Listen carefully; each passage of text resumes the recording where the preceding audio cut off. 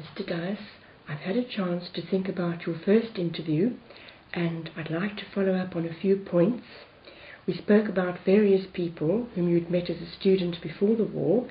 To add to what you said last time, can we come back to Professor Hampson, who you mentioned you knew quite well? Yes, of course. When I first came here, Professor Hampson wasn't around. I think he was a prisoner of war. I only got to know him after he came back from that. And then I got to know him really rather well. Any specific recollections? No, except that he had the habit of going on lecturing after 1 o'clock, but he was such a good lecturer that the audience didn't mind at all, being deprived of their lunch, more or less. But he used to simply continue. Huh? He used to continue beyond. Oh, he went beyond 1 o'clock, and as I say, he was a very, very good lecturer indeed. Nobody got up and walked out? Not to my knowledge. I wasn't there, of course. It was really rather awkward sometimes. These people had other engagements, but still, to my knowledge, nobody did walk out. Interesting. So you also mentioned Professor Winfield. He had a great influence upon you. Oh yes, I liked Winfield very, very much indeed. I got to know him extremely well, and of course you wrote your book was in some ways a sequel to his book, your book on tort. Yes. To some extent he mentored you in that way. In the sense that he never took supervisions or anything like that, which I attended. But he was a very kind man, and I know he was. He took an interest in me because he knew I was fond of the law of torts, and right. And this perhaps nurtured your fondness for the subject? Only indirectly. I used to attend his lectures, of course, and then subsequently, after I came back as a lecturer, I know he was greatly tickled at the thought that I was also fond of the law of torts like he was. And yes. He was someone you could have discussions with. Well, I don't think I ever really had discussions with him on the subjects, but still. Yes, I knew him. He lectured to me when I was a student, and I always had a great admiration for him. So we'll move on now to new territory. In fact, the main part of your career, the 31 years you spent as a member of the law faculty at Cambridge University from 1951 to 81. So, if we may, I'm going to ask you about this in two parts. Today, your memories of the faculty and the staff, and in the next interview, we'll talk about your research, your teaching and your writing. And we have to remember that at your time in the faculty, this was during its occupation of what is called the Old Schools, adjacent to Senate House Passage, when the faculty and the Squire Law Library shared what by modern standards would be considered very cramped and inadequate quarters. In comparison with your student days, can you recall any major changes after the war in the library and the faculty of law? That's a difficult question to answer, because when I first entered the Squire Law Library as an undergraduate, it continued in that fashion. until I think they moved. But I don't know that there was any major change, no. No large increases in student and staff numbers immediately post-war? Oh yes, the student numbers, yes, because there were all the returning warriors from the war, and they were, and also people whose careers had been interrupted by the war and who came back to complete their studies. So it was very crowded as far as undergraduates were concerned. So Professor Lipstein said that although it was very cramped in the old library, he preferred it to the new library because it was so cosy. Did you find it was a congenial place to work? Oh, very congenial indeed, yes. I always remembered Dr. Lipstein had his own particular room. It was an understood thing by everybody, but that was Lipstein's room. And, did any other of the lecturers have their special corners where they worked?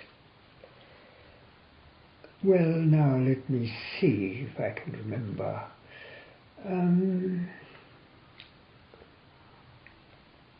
Well, Dr. Ellis Lewis, of course, he was then librarian, and he had his own particular room. But apart from that, I don't think there was anybody who had a particular room. No. Did you do most of your teaching in your college? Well, yes.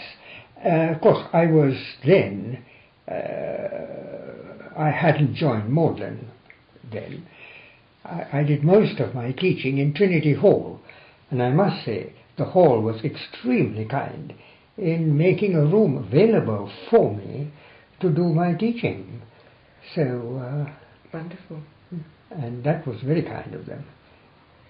So when you returned as a lecturer in 1951, you would have had a different professional relationship with the staff you once knew as a student. You originally knew them as a youngster, and now here you were back amongst them as colleagues. That's true. How did these established academics treat you as a young lecturer? You were about 30 years of age. What influence did they have upon you? For example, Professor Wade, he was a lecturer on your arrival, but a Downing professor by 1951. Well, when I first came, Professor Wade was Emlyn Wade, and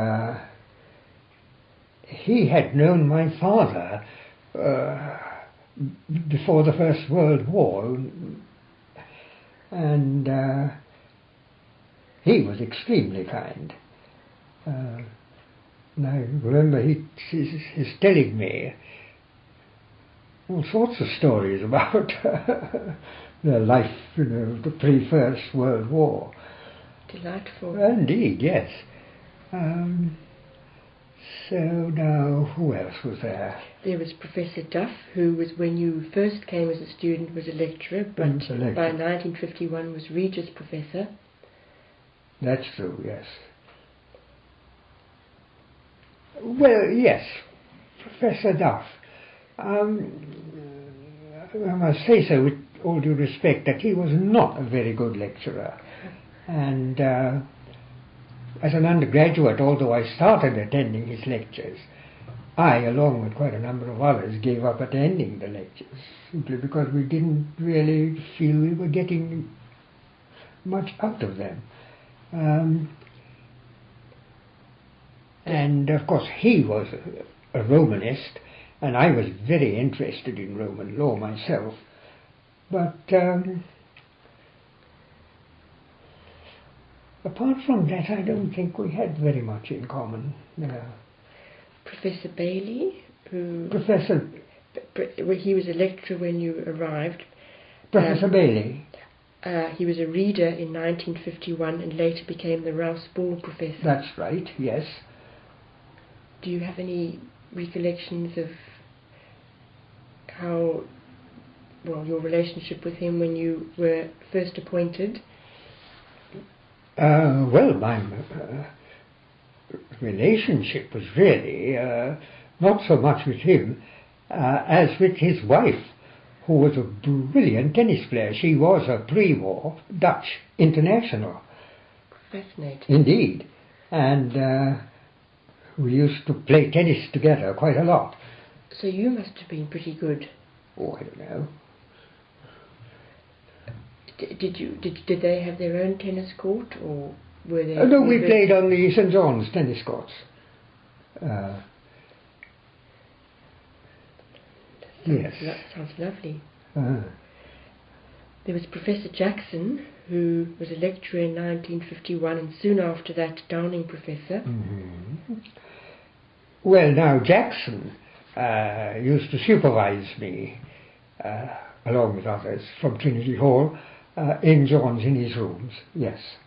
And he was a very good lecturer indeed, yes. But apart from that, I don't know that I had any further contacts with him afterwards. Not really, no. Now, Professor Lauterpacht was already the Ural professor when you started as a student, and when you became a lecturer, he was still in the chair. Yes, that's right. Well, when I first started reading law, Professor Lauterpacht was in America, and he didn't come back to England, wartime conditions being what they were, until about the second term, and he was a very good lecturer. But the most remarkable thing about him was that he always lectured without a single note, impromptu, and no hesitation, nothing. Remarkable. Oh, extraordinary. Yes. Do you know what he was doing in America? No, I'm afraid I don't. No, I can't remember. If I ever knew, I've forgotten now. So after the war, the faculty expanded fast, and when you arrived, there were many young academics who had not been long in place. Also, in the years shortly after your arrival, there was a steady influx. These people must all have been influential upon you in various ways, and if I run through a list of some of your contemporaries, I wonder if you can recall impressions of them, how they perhaps influenced you, and whether you have any interesting anecdotes or stories about them. Well, I'll do my best, but yes, what are they? Well, we'll start with Mr. Goodison, who was a lecturer in 1950 and later became a reader in English law. Yes, Dick Goodison, that's right. He was one of the nicest and kindest of persons, and I had a great deal to do with him because I used to supervise undergraduates from St. Catherine's, and he was the law don there. So I had a great deal to do with him. Robbie Jennings was a lecturer from 1950 to 55. He didn't become a reader, but was promoted straight to the Ural chair. That's right, yes. Robbie Jennings,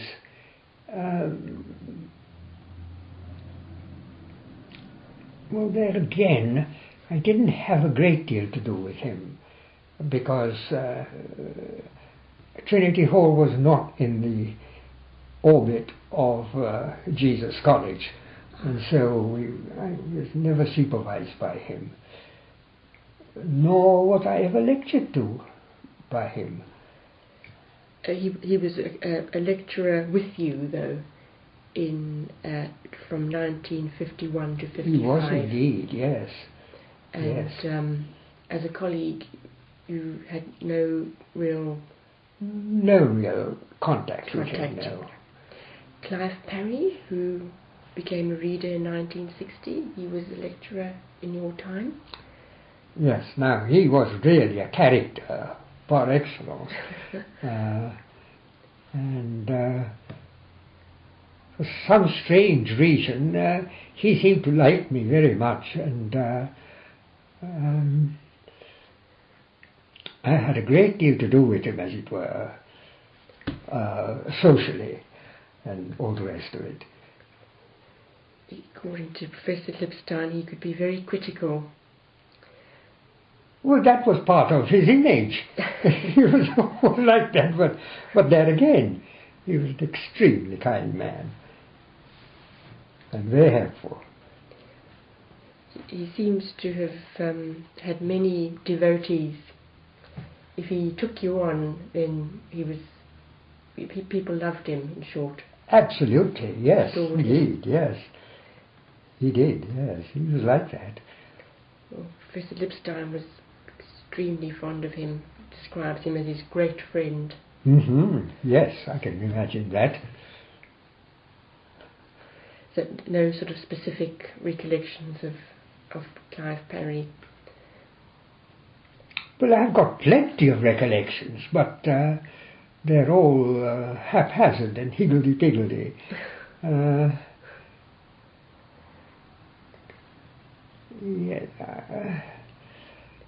Again, I used to do a lot of supervising for Downing College, and had a lot to do with him through that connection.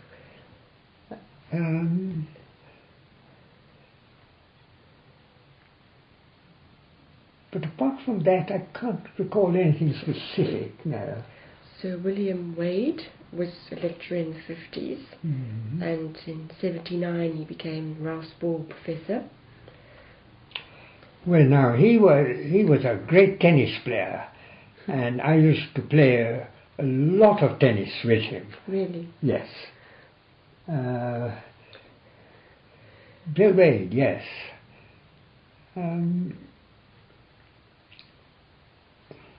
I'm trying to think up all sorts of things about him. In fact, apart from playing tennis a great deal with him, I don't know that I had any other real point of contact with him. And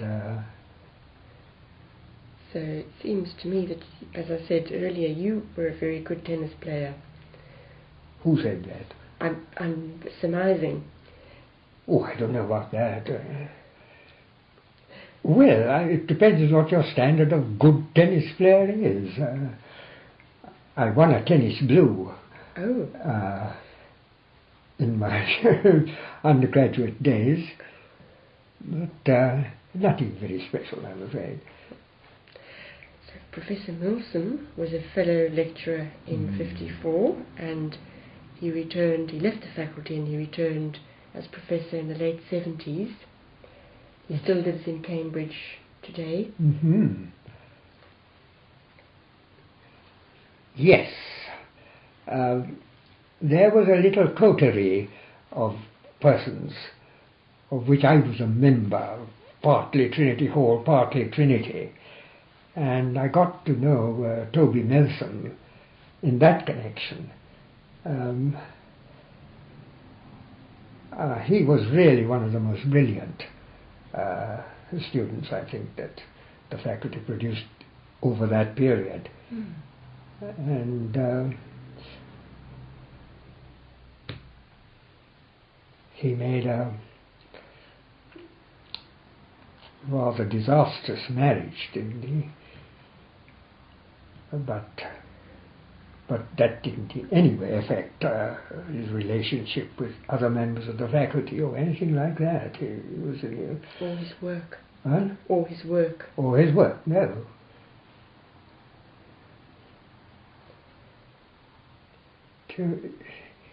I'm not quite sure. Is he still alive? He's still alive. Oh, he is? Oh, yes. Right. So, I think he comes into the faculty occasionally, not often. I see. Ah, right. Yes. I haven't seen him for a great many years now. So, Mr. Pritchard, you might remember, Oh, who yes. joined 3 years after you did. That's right, yes. He still comes into the faculty quite a bit. I'm sure he does, yes. I think he succeeded me as secretary of the faculty. Oh. So, yes. There again, my chief connection with him was because I used to supervise a number of Keyes undergraduates, and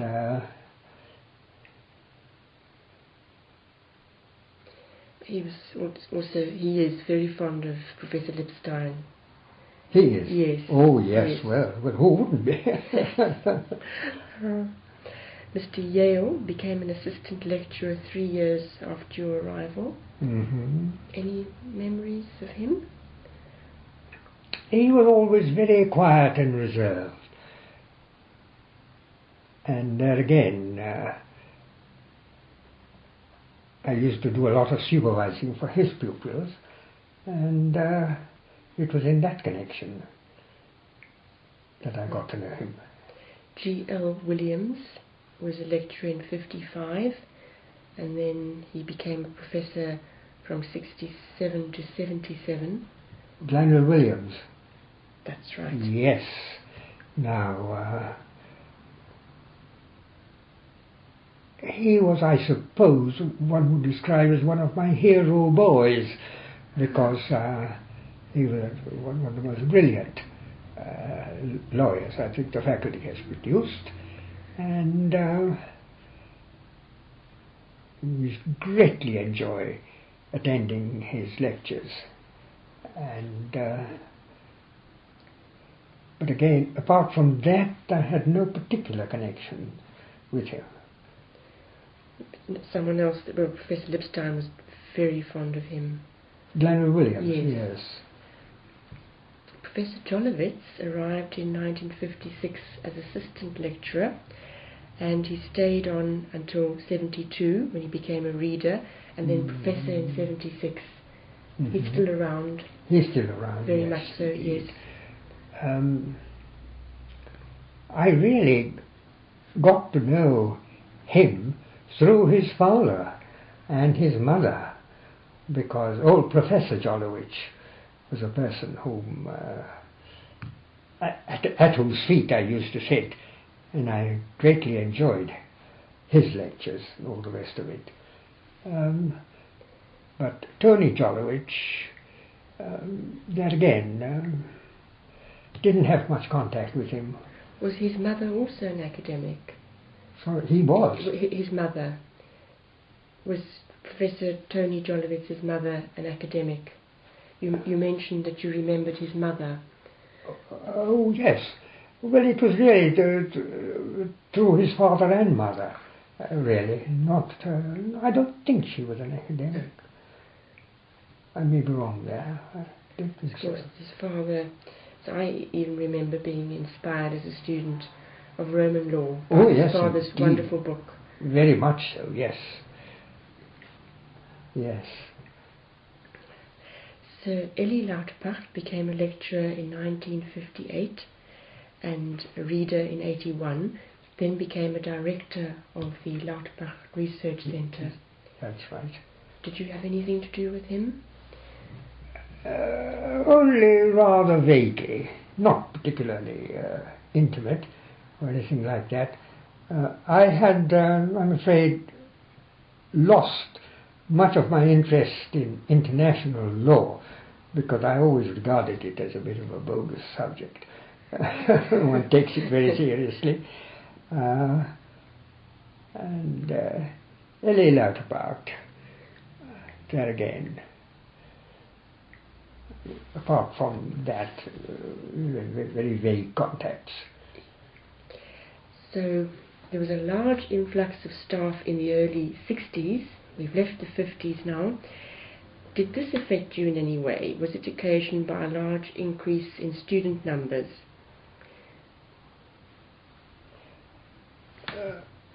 Only that it involved a very great deal of supervising, because most of them were people whose careers had been interrupted by the war, and of course all the returning warriors came back to complete their studies. So Must have seemed a bit more crowded. Oh, very much so, yes. One of the lecturers who arrived in the 60s, early 60s, was later knighted, Sir Derek Bowett. He was a reader in 1976 and professor from 81 to 91. Mm-hmm. Do you have any recollections of him? Derek Bowett, yes, he was a pupil of mine. Good heavens. Oh, yes. I remember him as an undergraduate. He was from Manchester. That's right, yes.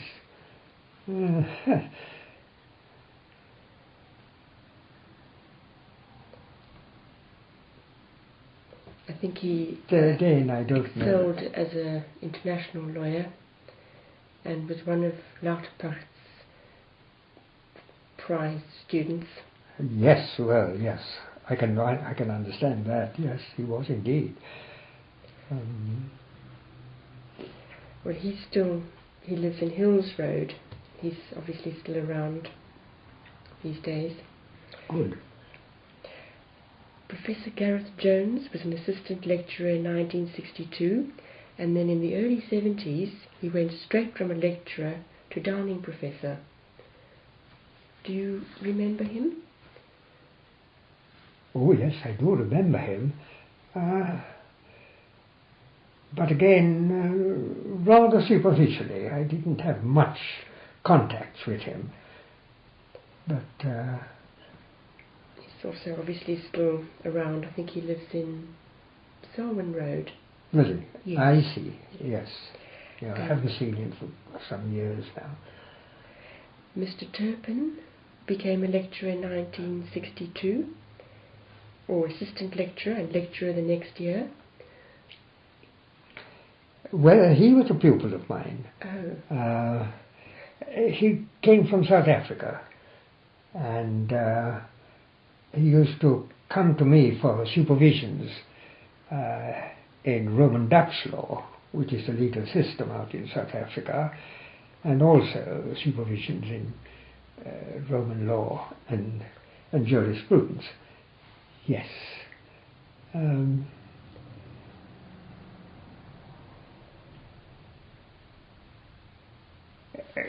I got to know him really rather well socially as well. Was this in the faculty? In the faculty, yes. He's a very nice man. Oh, extremely. Charming, courteous. Yes. Sort of old world politeness about him. That's right. Which was charming. Yes. He excelled in public law. That's great right. Constitutional lawyer. That's right. And yes. His textbook is one of the major core textbooks in the constitutional law course. Yes, Cases and materials. Yes. Ivor Jennings was Downing Professor for a short spell. Do you know why this was?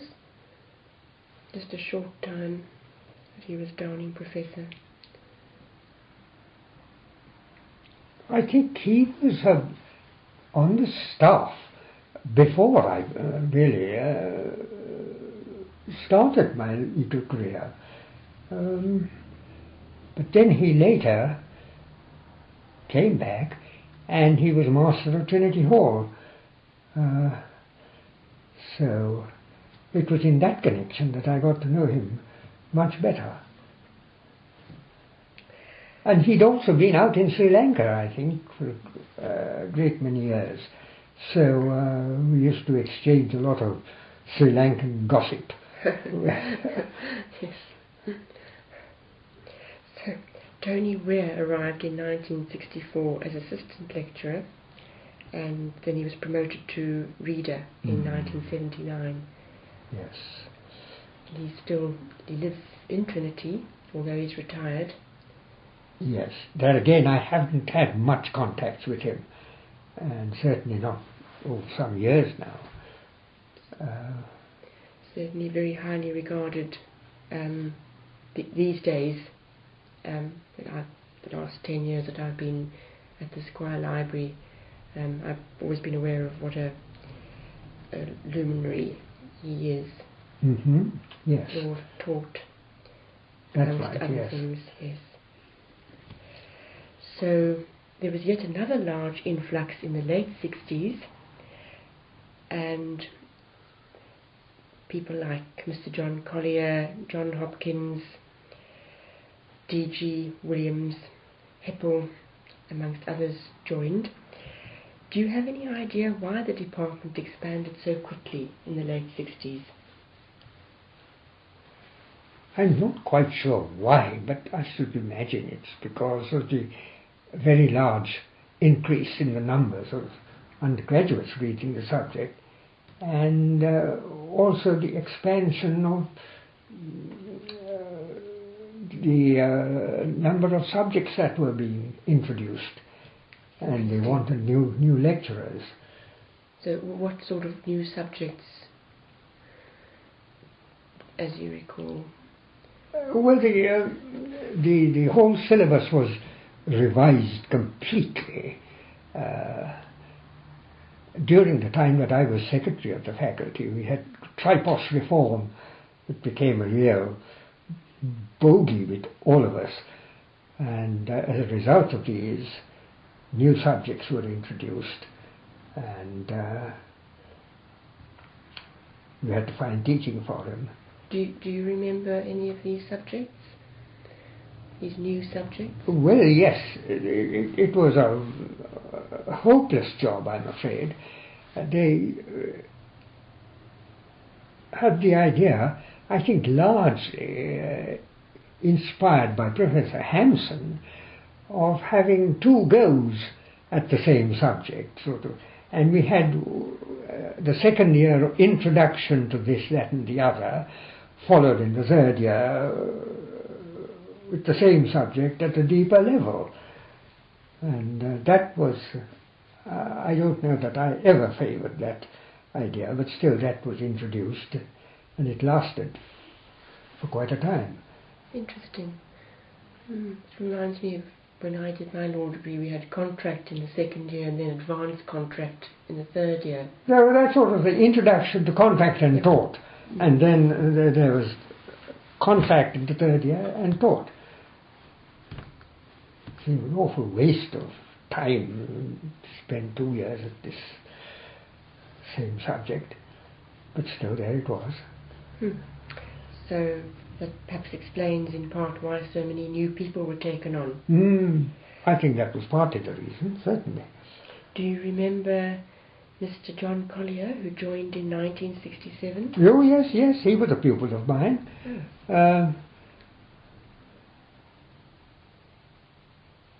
Collier, yes. Again, he was at Emmanuel, wasn't he?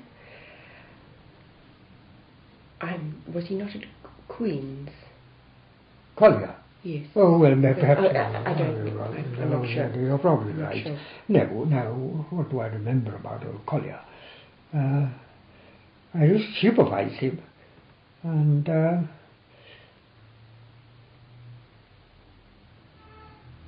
meet him even now and again.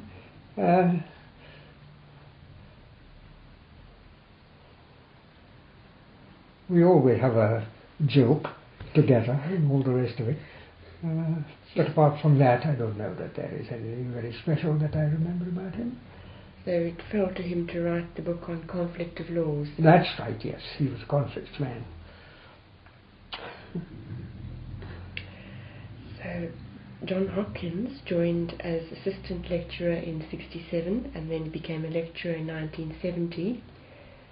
Of course, he's still around as well. Oh, very much so, not yes. so long ago. Oh, yes. Well, I used to do a lot of supervising for Downing, and I got to know John Hopkins very well. And also Mrs. Hopkins. That was charming. I should have thought she was one of the most brilliant students that the faculty has produced.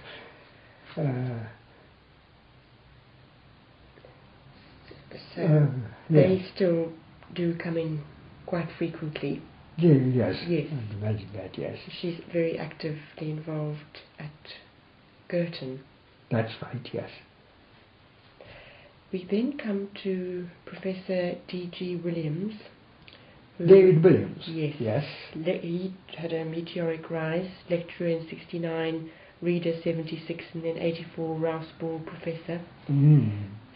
Any recollections? Oh, well, yes, I mean, he too was a pupil of mine as an undergraduate. And then again, very pleasant memories about him, but again, nothing very special, I don't think.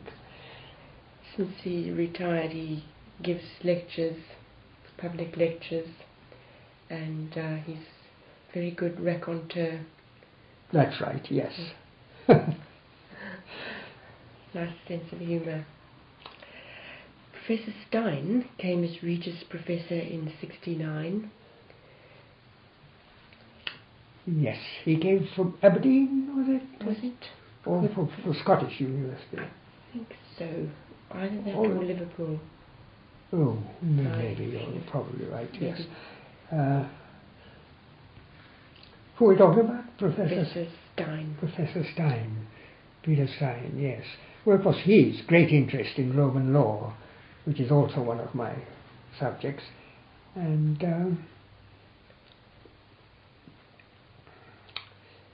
then again, we used to have a lot of discussions about Roman law together. But apart from that, I don't know that there was anything very special that I remember about him. Yeah. And then, lastly in this category, Professor Hippel, who came in 1969 as assistant lecturer. Excuse me. Just pause.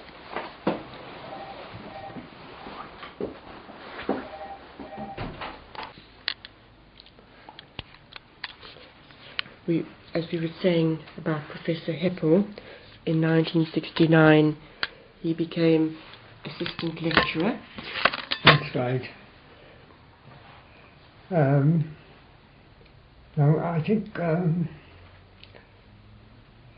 yes, there again, I supervised him, and I remember him very well indeed. I didn't realise that he was a student here. I think he came as an affiliated student. Must have been from Johannesburg. That's right, from Johannesburg.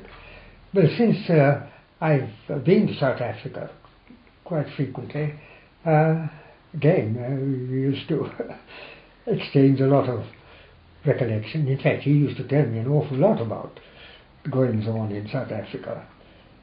Because he was one of Mandela's council, I believe. He was indeed, yes. Fascinating. So you say you've been to South Africa a few times.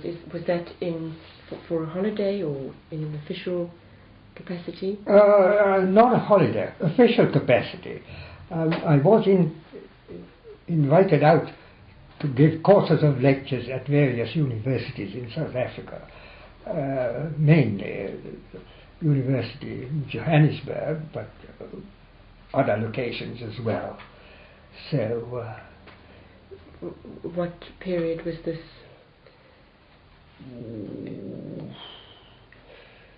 My late 1950s, I think. So, sort of the first decade, if you like, of your... That's right, yes. Yes. Yes. Yes. Or maybe the early 60s as well. Yes. So it must have been fascinating. Oh, it was always interesting. Yes. We now come towards the end of your time in the faculty, and in 1975 the first of the Arthur Goodhart visiting professors arrived. This was Professor Kahn Freund.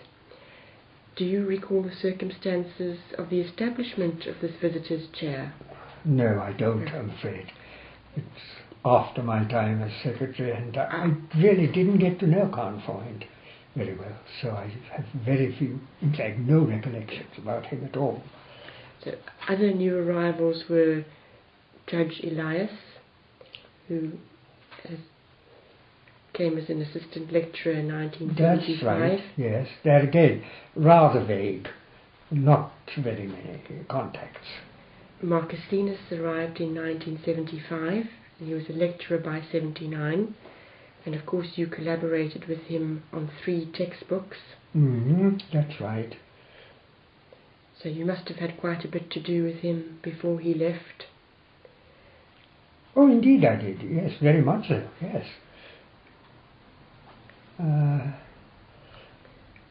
Did he go to University College, or was it Oxford? I'm not sure, but I think it was University College. And then Professor Allett, who arrived in 1976 and became a lecturer in 1980. I knew him very well indeed, but I had very few contacts with him. Over those 3 decades, what were the most profound changes in the faculty in the way that law was taught?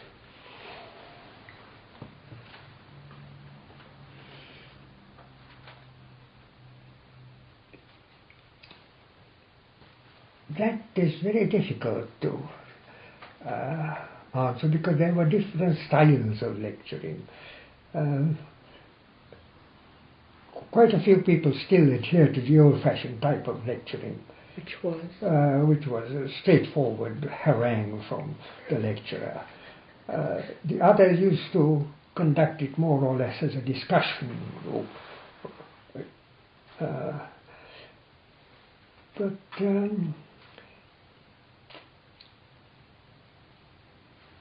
Again, it's very difficult to focus my recollections because I never attended these sessions.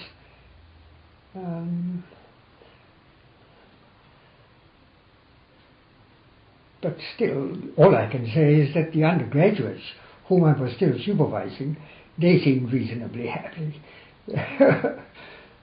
What was your style of lecturing? Oh, the old-fashioned, straightforward type of lecturing. I think if I, as a student, would prefer that. I don't know. I would rather, be told. Well, yes. Well, of course, they hadn't much choice. So, what, if any, were the major changes in emphasis in legal issues with which the faculty had to cope? Legal issues? Either domestic or internationally.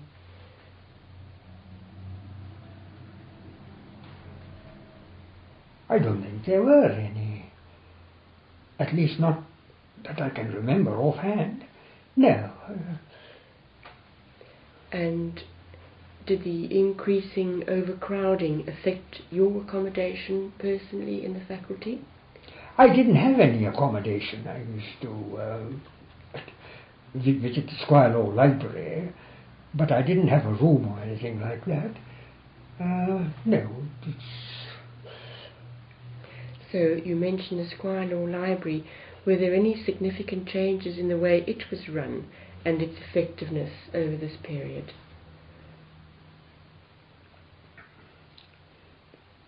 It was still in the old Squire, in the old schools.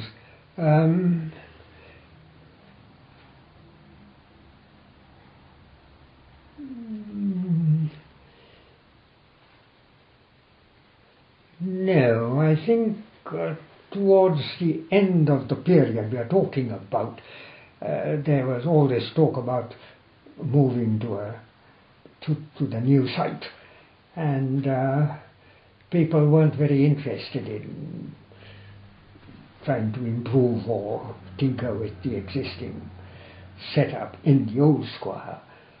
No, there wasn't anything very special. And then, finally, what are your most enduring memories of your time in the faculty? Oh.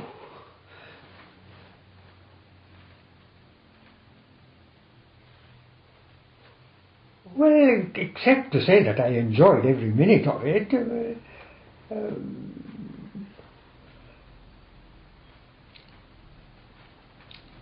I used to like lecturing, and of course the comradeship of the faculty members, especially people like Clive Parry and Kurt Lipstein. Apart from that, I enjoyed it very much. Thank you so much, Mr. Dyers. Not at all, it was a pleasure. Thank you. Next time we can talk about your work, your research and your writing. That will be a pretty thin interview, I should think. I don't think so. Oh, dear.